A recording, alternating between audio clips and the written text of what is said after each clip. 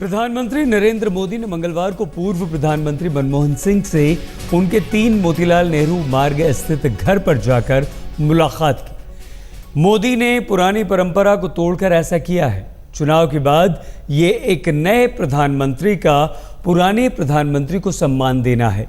मनमोहन सिंह ने भी नरेंद्र मोदी का स्वागत गर्मजोशी के साथ किया। पूर्व प्रधानमंत्री अपनी पत्नी के साथ पोर्टिको में खड़े होकर नरेंद्र मोदी का इंतजार कर रहे थे। लीक से हटकर काम करने में प्रधानमंत्री नरेंद्र मोदी का जवाब नहीं है। पहले दिन कुर्सी संभाली, दिन भर सार्क देशों के नेताओं से मिलते रहे, देश के हितों की रक्षा और सटीक विदेश नीति को साधने में व्यस्त रहे। सार्क देशों के नेताओं से मुलाकात खत्म हुई और मोदी सीधे गुजरात भवन पहुंचे। शाम को कैबिनेट की बैठक तय थी, लेकिन अपने इस व्यस्त कार्यक्रम के बीच मोदी ने वो किया जो पहले से तय नहीं था। अचानक मोदी की चमचमाती नई BMW number DL4 CCB 3333 3 Motilal Nehru मार्ग पहुंच गई। नरेंद्र मोदी की गाड़ी पोर्टिको में पहुंची। अपनी सादगी के लिए मशहूर पूर्व प्रधानमंत्री मनमोहन सिंह अपनी पत्नी के साथ घर के दरवाजे पर स्वागत के लिए खड़े थे। SPG के जवान ने PM के लिए दरवाजा खोला। नरेंद्र मोदी बाहर निकले। मोदी ने मनमोहन को गुलदस्ता भेंट किया। हाथ जोड़कर मनमोहन और उनकी पत्नी गुरशरण कौर ने प्रधानमंत्री का स्वागत किया। सामान्य सी दिखने वाली यह घटना इतनी सामान्य भी नहीं है। मोदी ने परंपरा तोड़कर मनमोहन से मुलाकात की। ये 10 साल तक पद पर बने रहने वाले पूर्व प्रधानमंत्री को सम्मान देने वाली बात है। मनमोहन को इसका हक भी है। प्रधानमंत्री नरेंद्र मोदी ने विशेष सद्भाव का परिचय देते हुए पूर्व प्रधानमंत्री मनमोहन सिंह से शिष्टाचार के तहत मुलाकात की। परंपरा ये है कि नए PM प्रधानमंत्री निवास 7 रेस कोर्स से पुराने PM को विदा करते हैं, लेकिन शपथ ग्रहण के दिन ऐसा न हो पाया। शाम 6 बजे शपथ ग्रहण का कार्यक्रम था, जिसके बाद राष्ट्रपति ने रात्रि भोज का आयोजन किया था। देर रात तक मोदी कार्यक्रम में व्यस्त रहे। इस बीच मनमोहन ने शपथ ग्रहण के दिन ही 7 रेस कोर्स को खाली कर दिया। मोदी ने कार्यभार संभालने के पहले ही दिन पूर्व प्रधानमंत्री मनमोहन सिंह के घर पर मुलाकात कर लोगों का दिल जीत लिया। अब विरोधी भी तारीफ कर रहे हैं। मोदी अभी तक प्रधानमंत्री निवास 7 रेस कोर्स रोड नहीं गए हैं। गुजरात भवन ही मोदी का ठिकाना है। संभवतः अभी वो कुछ दिन और वहां रह सकते हैं। दिल्ली से अमिताभ सिन्हा के साथ आज तक ब्यूरो। प्रधानमंत्री मोदी ने पहले ही दिन 19 घंटों तक काम किया। दिन भर सार्क देशों के प्रमुखों से मिलते रहे। शाम को कैबिनेट की बैठक हुई।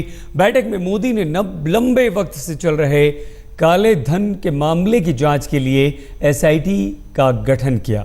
सुप्रीम कोर्ट के जज SIT की अध्यक्षता करेंगे और आज भी कैबिनेट की दूसरी बैठक है। उम्मीद की जा रही है कि मोदी आज भी कुछ बड़े फैसले ले सकते हैं। सियासत करने वाला हर शख्स इस कुर्सी पर बैठना चाहता है। ये नरेंद्र मोदी की जिंदगी का वो क्षण है जिसको शायद वो कभी न भूल पाएं।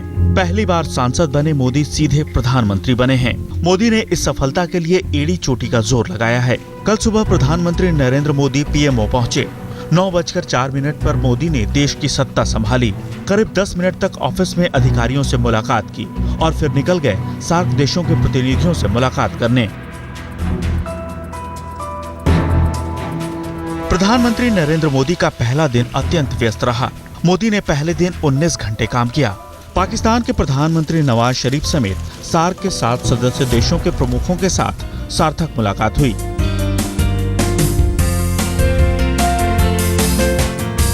मनमोहन से मुलाकात की। शाम को कैबिनेट की बैठक तय थी। तय समय पर यानी शाम 6 बजे साउथ ब्लॉक में मंत्रिमंडल की पहली बैठक हुई। पहले ही दिन कैबिनेट की 2 घंटे की बैठक के बाद नरेंद्र मोदी सरकार ने अपना पहला और बड़ा फैसला ले लिया। काले धन की जांच और वापसी के लिए केंद्र सरकार ने SIT बनाने का ऐलान कर दिया है। SIT की कमान जस्टिस MB शाह को सौंपी गई है। CBI और IB के डायरेक्टर, रिजर्व बैंक के डिप्टी गवर्नर भी इसके सदस्य होंगे। नए नवेले कानून मंत्री ने कैबिनेट के फैसले को देश के सामने रखा। ये हमारे लिए बहुत संतोष का विषय है कि आज जब श्री नरेंद्र मोदी की अगुवाई में सरकार की कैबिनेट की पहली मीटिंग थी,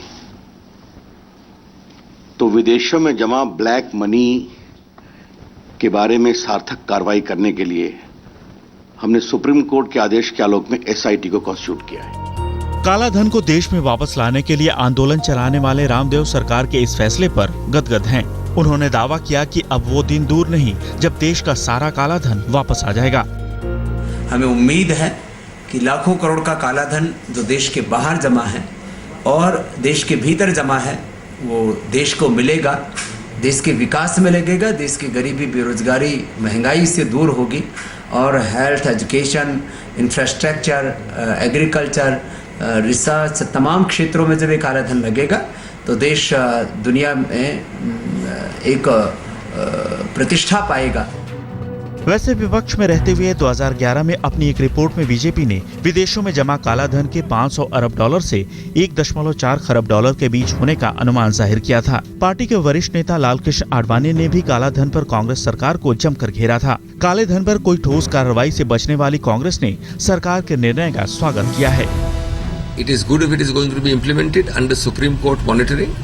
Let us wait and watch the outcome. हालांकि काला धन वापस लाना इतना आसान भी नहीं है। ये अंधेरे में तीर चलाने वाली बात है। जांच कमेटी को पहले तो ये बताना है कि कितना काला धन देश के बाहर है, कहां है, किसके नियंत्रण में है। अमिताभ सिन्हा के साथ बालकृष्ण, दिल्ली, आज तक। नए प्रधानमंत्री नरेंद्र मोदी ने पहले ही दिन 19 घंटे काम किया और नई परंपरा भी शुरू की। सुषमा स्वराज, उमा भारती, स्मृति ईरानी समेत कैबिनेट में 7 महिलाएं भी उनके हैं। लोकसभा में महिलाओं की भागीदारी भले ही 11% के करीब है, लेकिन नरेंद्र मोदी सरकार में इन्हें काफी तरजीह दी गई। मोदी कैबिनेट में महिलाओं की हिस्सेदारी 25% के करीब है और इतना ही नहीं, मोदी ने इन महिलाओं के जिम्मे बेहद महत्वपूर्ण विभाग दिए हैं।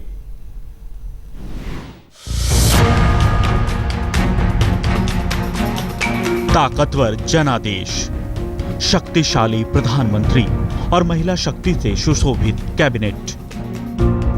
मोदी ने अपनी कैबिनेट की 25% सीटें महिलाओं के हवाले की हैं। पार्टी का चमकता चेहरा सुषमा स्वराज को मोदी की कैबिनेट में विदेश मंत्रालय और प्रवासी भारतीय मामलों का कैबिनेट मंत्री बनाया गया है। बीजेपी की फायर ब्रांड नेता उमा भारती को जल संसाधन, नदी विकास और गंगा पुनर्जीवन का कार्यभार दिया गया है।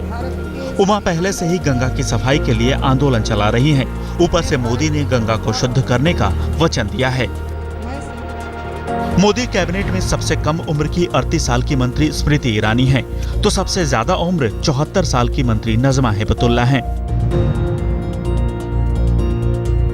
मोदी ने स्मृति को मानव संसाधन विकास मंत्रालय का प्रभार दिया है, जबकि नजमा हेबतुल्ला के जिम्मे अल्पसंख्यक मामलों का मंत्रालय सौंपा गया है। मैं सोचती हूँ एक इंक्लूसिव डेवलपमेंट का जो नरेंद्र भाई का भी आइडिया है, उनका भी यही लक्ष्य है कि जो पिछड़े हुए लोग हैं, चाहे वो माइनॉरिटी कम्युनिटी के हों चाहे मेजॉरिटी कम्युनिटी के हों, उन सबको मौका मिलना चाहिए डेवलपमेंट में, विकास में, ताकि वो मेन स्ट्रीम में आ सकें। और कोई भी जो डेवलपमेंट होता है, जो विकास होता है, अगर लॉपसाइडेड होता है तो देश तरक्की नहीं कर पाता है पूरी तरह। तो ये जो इस नज़रिए को सामने लेकर हम लोग काम करेंगे। मैं अपने आप को भाग्यशाली मानती हूँ कि भारत के प्रधानमंत्री श्री नरेंद्र मोदी जी ने और मेरे संगठन ने मुझ में इतनी क्षमता देखी कि मुझे इतनी बड़ी जिम्मेदारी उन्होंने दी। अब तक जो सार्वजनिक तौर पर शिक्षा के विभाग में स्पेंड होता था वो करीबन 3.8% होता था हमारे जीडीपी का। हम सबका प्रयास रहेगा कि 6% तक जीडीपी के हमारे शिक्षा के विषय में क्षेत्र में हमारा जो पब्लिक एक्सपेंडिचर है वो हो। मेनका गांधी को महिला और बाल विकास विभाग का जिम्मा है, तो अकाली कोटे से मंत्री बनी हरसिमरत कौर बादल खाद्य प्रसंस्करण उद्योग मंत्रालय संभाल रही हैं। वहीं बीजेपी की तेज तर्रार प्रवक्ता निर्मला सीतारमण भी राज्य मंत्री स्वतंत्र प्रभार बनाई गई हैं। निर्मला को वाणिज्य और उद्योग, वित्त और कॉरपोरेट मामले का जिम्मा मिला है। एफडीआई के बारे में बहुत सारे भारतीय जनता पार्टी के पोजीशंस हम एक्सप्लेन करके ही आए हैं और ब्लैंकेट अप्रोच नहीं है। हर एक सेक्टर के मुताबिक हम डेफिनेटली एफडीआई को in a very calibrated fashion we would like to look at FDI. खास बात यह है कि इस बार महिलाओं को सिर्फ मंत्री ही नहीं बनाया गया है, बल्कि उन्हें ताकतवर मंत्रालय भी दिया गया है। 7 मंत्रियों को 11 विभाग का जिम्मा दिया गया है। इन महिलाओं के हाथ में देश की विदेश नीति के निर्धारण से लेकर शिक्षा, जल, खाद्य, वाणिज्य और वित्त सभी का जिम्मा है। मनमोहन सरकार में 80 मंत्रियों की फौज में महिलाएं सिर्फ 9 थीं। मोदी सरकार ने महिलाओं पर भरोसा करके सियासत में एक नई मिसाल कायम की है। रीमा पराशर के साथ आज तक ब्यूरो।